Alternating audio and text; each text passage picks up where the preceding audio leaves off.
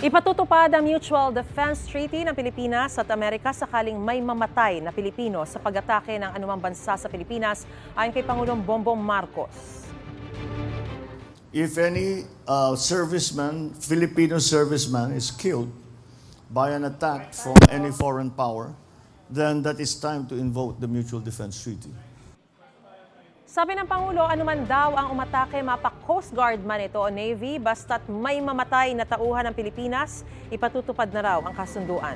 Sa ilalim ng Mutual Defense Treaty, kikilos ang Amerika at Pilipinas bilang sagot sa armadong pag-atake ng ibang bansa sa loob ng kinasasakupang teritoryo ng dalawang bansa.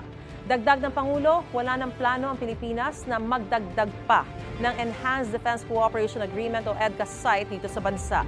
Nitong nakaraang linggo lang, nagkaroon ng Trilateral Summit ang Pilipinas, Japan at Amerika, kung saan isa sa tinalakay ang pagiging agresibo ng China sa West Philippine Sea.